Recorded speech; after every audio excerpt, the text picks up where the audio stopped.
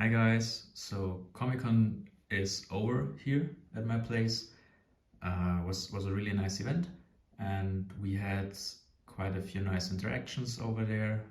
Saw a few old sellers and new vendors as well. And yeah, the lot you see right here is what is left basically from all the stuff I brought with me.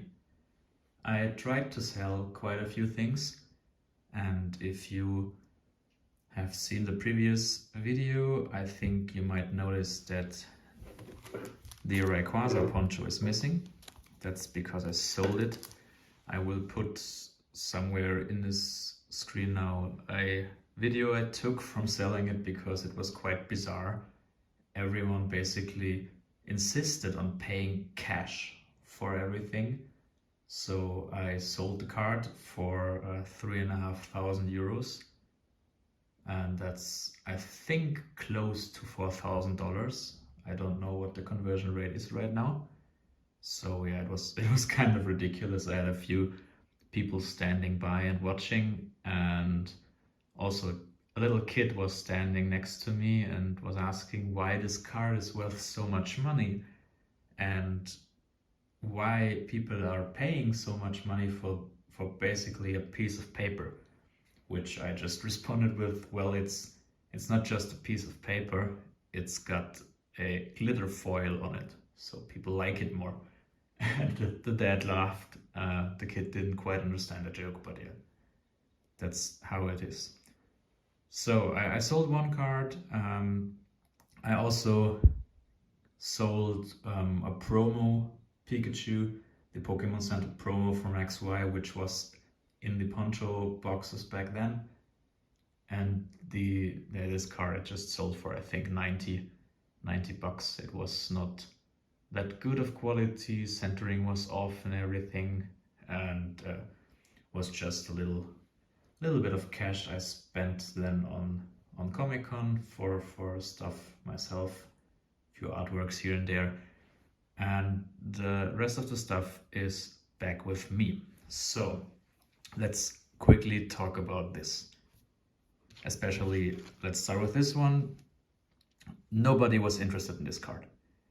I asked the sellers, the few of them didn't even look at it, and those which did look at it saw the bit of whitening on top and were immediately, yeah, well, we're not taking that. The condition is not what we are looking for. So yeah, nobody cared about this card. I really like it, it's a nice artwork, so I will probably keep it for times to come. Now, these cards were tricky, especially this one, since it's such a rare card that most people don't even know about it in Japanese.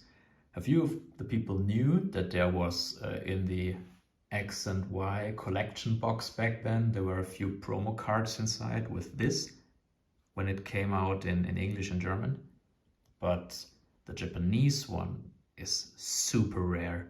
You rarely find one, like on cardmarket, on eBay. Maybe you find one on auction on a Japanese site. I will talk about Japanese auction sites later, since I sold my Rayquaza to one of the Japanese auction vendors there.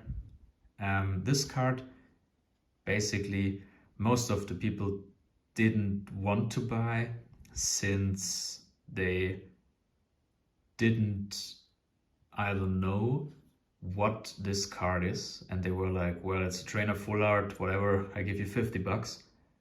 Or they knew about the card but found it very hard to price it since it's so rare, and there are hardly versions of this card sold online. So the offer I had for this, I think market for a PSA 10 currently is around 4,000 euros, that is, and this card is, I think, pretty close to a 10. The centering is, if you look at it, quite nice. and the surface is flawless. There's no whitening on front and back, and yeah, this car is really close to a 10. And the offers I got were from two vendors, and they were only, because of the rarity, offering around 1.4 to 1.6k for the card. So I thought, nah, I won't sell it under value, so I brought it back with me. Yeah. Same goes for this card. This Charizard back from the, let's see it here, the Concept Pack 6. This is the Evolution equivalent in Japan, which was released for the 20th anniversary. And this was a secret rare in there. It even has the, you can see it very small, the first edition stamp on the bottom left. And yeah, this card is really nice. Also is, if you look at the condition and the centering, really close to a 10 as well. But since this card is talked about getting a reprint in upcoming sets, people are not really looking at it from a rare artwork point of view, but just for the collection of the set itself. And the offers were also really lowballed I got for this, since it's a Charizard. Most of the vendors tried giving me 60% market rate just for getting it off my hands. And I also declined kindly with, yeah, I'll take it with me then, back in my collection. But I tried. So that's that. Such a nice card. All right, so let's talk about these boxes. If you don't know, this is from 5 years ago, the anniversary collection, which was released in Japan. If you compare it to the celebration set, here in celebration sets we had the normal set, which is basically all the legendary Pokemon in the normal set cards, and then you had the secret rares, and the secret rares were the reprints from really popular cards like the Gold Star Umbreon, or the base set Charizard and Blastoise, Delta species Gyarados and stuff like that. But these are not in these packs. So this is just the sets with the legendary Pokemon, and you have 2 hit cards in here, which are the Gold Mew card, full art, and the full art Oak. And you had the, I think it's we had the promo with the 4 Pikachus. I will put a picture somewhere here. And these were also released in this set as a normal type of card.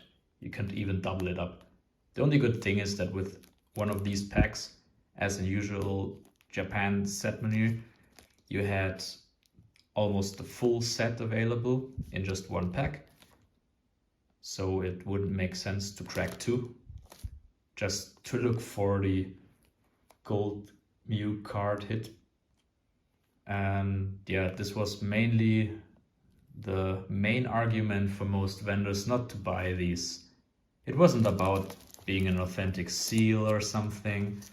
It was mainly because people wouldn't care enough to buy it because there are essentially no good hit cards inside.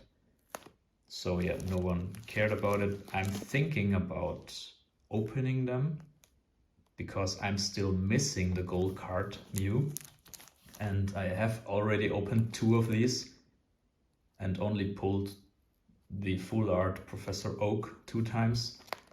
So the chances are high that in one of these there is a gold Mew card inside. So yeah, not really successful with these. Now for these 2, it was quite tough. Mainly also with the Rayquaza, but mainly because most sellers are not buying backhead slabs. It's as simple as that. You come to the stands, to the booths.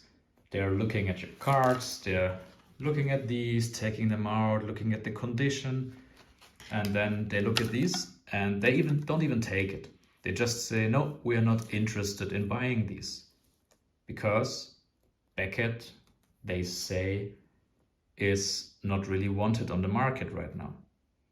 And also, what was a few main arguments from a few vendors, a 9.5 is a tough grade to price in as a vendor, since you had to look at the subgrades in order to determine if the cards would be, if you crack them open and send them to PSA, if they would get a 10.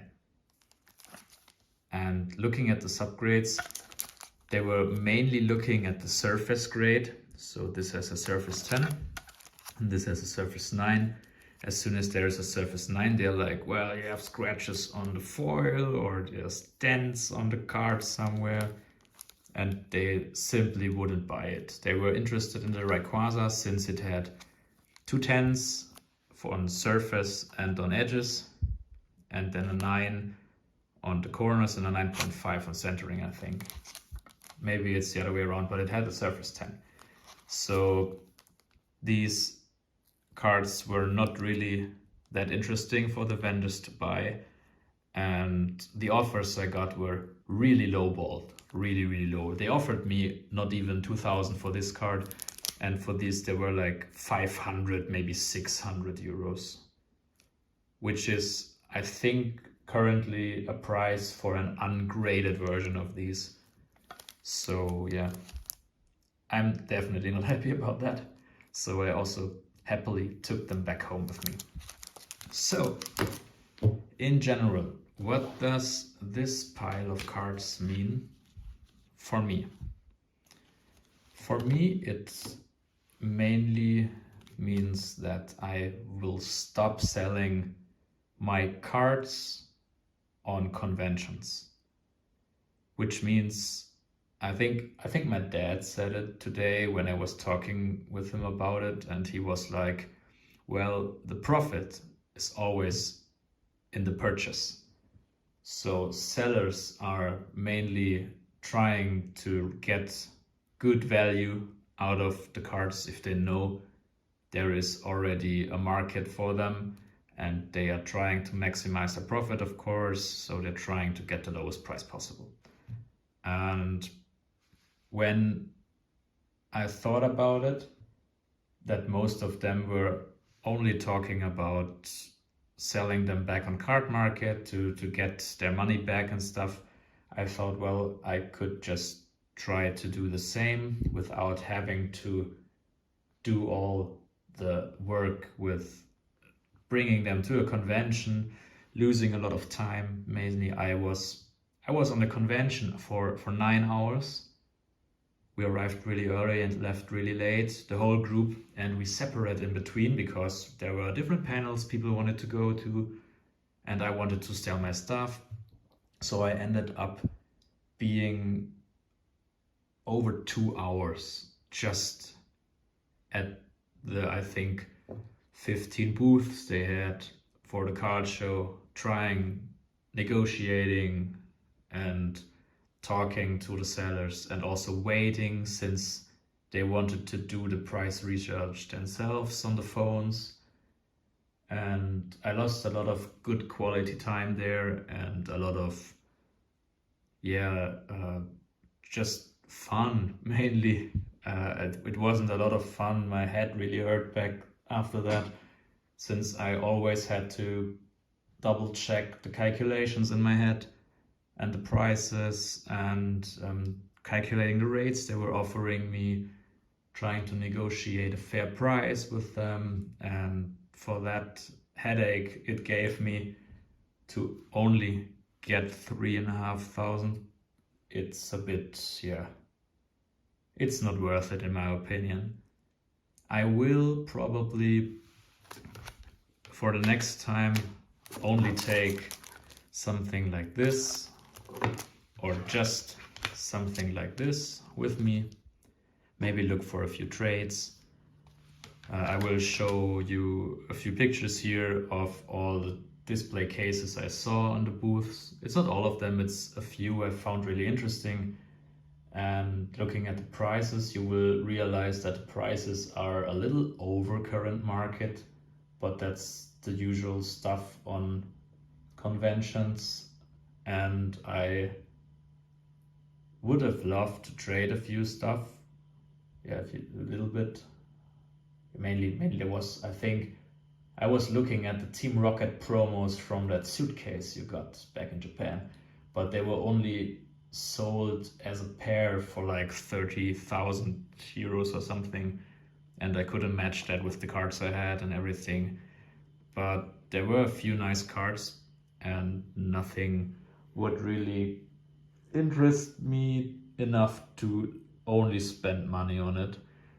I was also looking to trade maybe one of these for a Masaki Gengar, but I showed the picture of the card to the sellers, and they just looked at me in disbelief and started laughing. And I think one of them even said, if I would have one of these, I wouldn't be standing here and selling. So yeah, guess I won't have any luck in the future with this card on conventions, especially here in Germany. I'm thinking about putting these and maybe these on cardmarket, saving up, and then doing the reasonable thing, which is flying to Japan and buying the Masaki promos there. I think money-wise and also nerve-wise, it would be a logic decision to do that. Alright, so this is a lot of talking for one convention. Another line, I will stop trying to sell my stuff at conventions as a private visitor. I won't set up a booth since it's too much of a financial risk, and I also don't want to spend 2 days sitting there potentially selling nothing and getting asked to buy stuff, which I don't want to. And yeah, that's it. Thanks for watching, and I think one of the next videos will be me sending in the leftover poncho cards, which I still want to be graded. And I think I will also send a few more Pikachu promos I have with me, and if I won't be able to sell these Pikachus, I will make a nice slab collection of them and put them on a wall somewhere. Yeah, we'll show them to you real soon. So thanks for watching. Have a good one.